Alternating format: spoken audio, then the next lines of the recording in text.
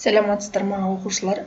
Бүгінгі өтетін сабағымыздың тақырыбы алгебралық бөлшек және оның негізгі қасиеті.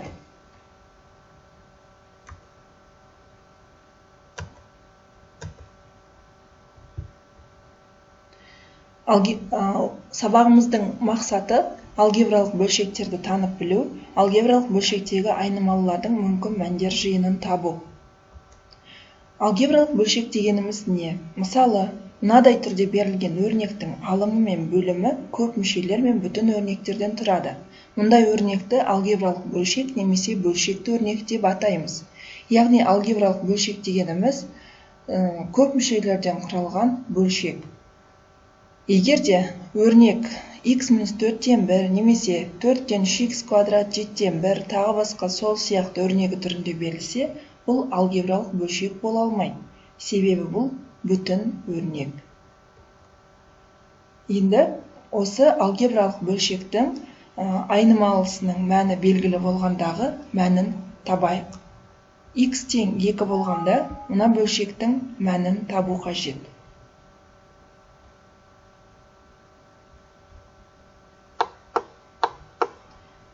Екіні алып кеп, x-тің орнына қоямыз.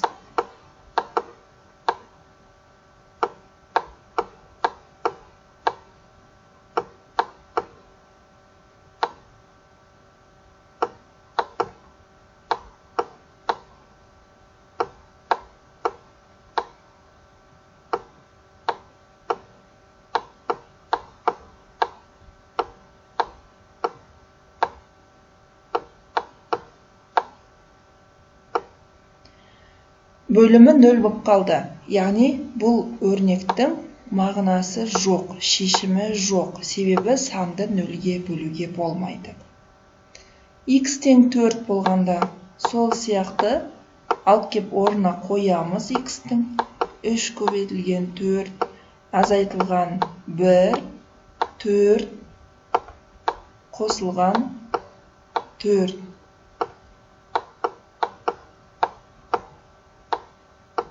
Алымында 11, бөлімінде 8. Бізде бұрыс бөлшек шыққандықтан біз аралас санға айналдырып аламыз.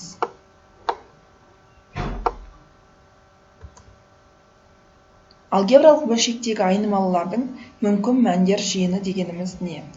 Мысалы, мына бөлшектер алгебралық бөлшек. Осы бөлшектегі айнымалылардың орнына қойғанда, өрнектің мағынасы болатын сандар жиыны осы бөлшектің мүмкін мәндер жиыны деп аталады. Бірінші бөлшегіміз А-дан 3, яғни бізде А тең емес 0-ге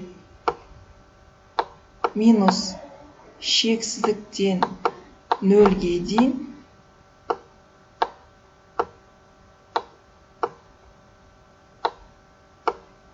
нөлден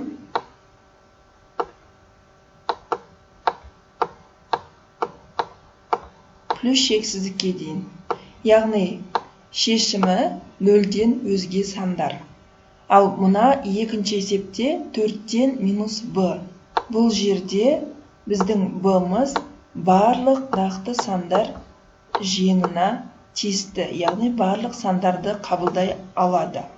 Ол дегеніміз минус шексіздіктен плюс шексіздікке дейін барлық сандар осы есептің шешімі болады. Келесі, А плюс 2-ден А минус Б. А плюс 2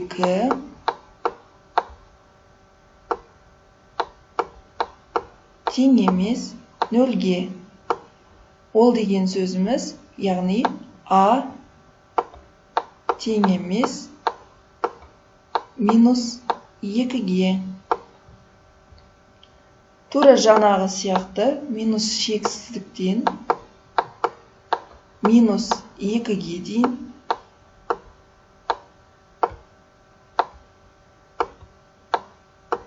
минус 2-ден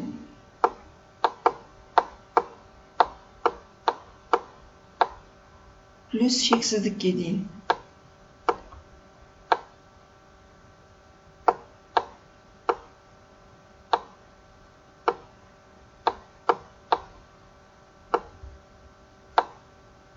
яғни -2-ден басқа барлық сандарды мына өрнегіміз қабылдай алады. 3 - а бөлімінде тұр, сондықтан 3 - а-ны 0-ге тең емес деп аламыз.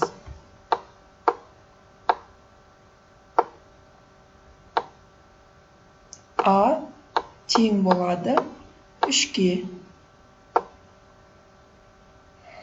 Яғни 3-тен басқа сандар минус шексіздіктен 3-ге дейін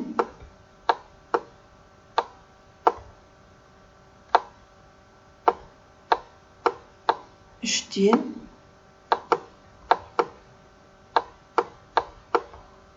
плюс шексіздікке дейін.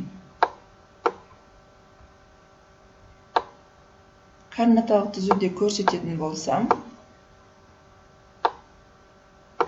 3-тің оң жағы мен сол жағындағы барлық сандарды алады, тек қана 3-ті алмайды. Ал мына бөлшекте алдыңғы бөлшектерден өзгеше.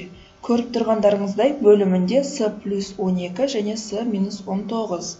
Бірақ тура сол сияқты жеке-жеке 0-ге теңестіреміз. С плюс 12 тең емес 0-ге. С тең емес минус 12-ге. С минус 19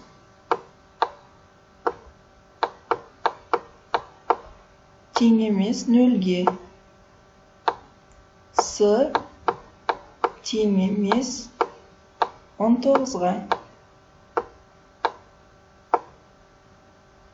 Бұдан шығатын қорытынды, яғни бізде минус 12 мен 19-ды алмайды, басқа барлық сандарды алады.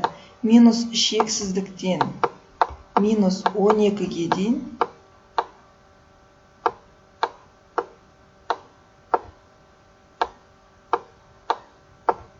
минус 12-ден 19-ға дейін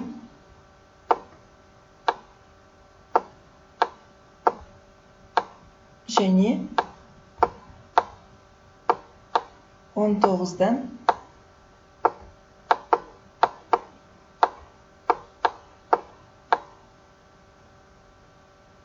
плюс шексіздікке дейін. Оны да координаталық түзуде көрсететін болсақ, мен түзу келмей жатыр.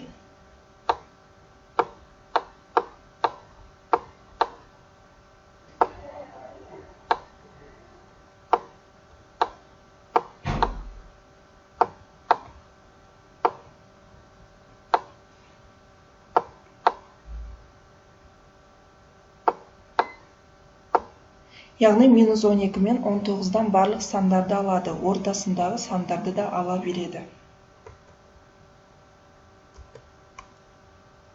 Ал енді сіздерге берілетін тапсырма, айнымалының қандай мәнінде алгебралық өрнектің мағынасы болмайтынын көрсетіңіз. Бұл үшін сіздерге берілген дескриптор шектеу шартын анықтайсыздар, мүмкін мәндер жиынын анықтайсыздар, жауабын сан аралығымен көрсетесіздер. Екінші тапсырма. Көрсетілген өрнектің қайсысы алгебралық бөлшекке жатады? Бұл жерде плюс-минус арқылы жататын жатпайтынын көрсетесіздер, яғни алгебралық бөлшекті көрсетесіздер. Келесі үшінші тапсырма. Мүмкін мәндер жиыны келесідей болатын өрнекті жазыңыз. Барлық нақты сандар, бір саннан өзге нақты сандар, екі немесе одан көп сандардан өзге нақты сандар жиыны. Бұған берілген дескриптор берілген шарттарға сәйкес өрнектерге мысал келтіреді. Осы тапсырманы орындап болған соң, білдім, білемін, білгім келеді деген кестені толтырасыздар. Яғни білдім нені, білемін нені, білгім келеді нені. Осы кестені толтыру арқылы кері байланыс күтемін сіздерден.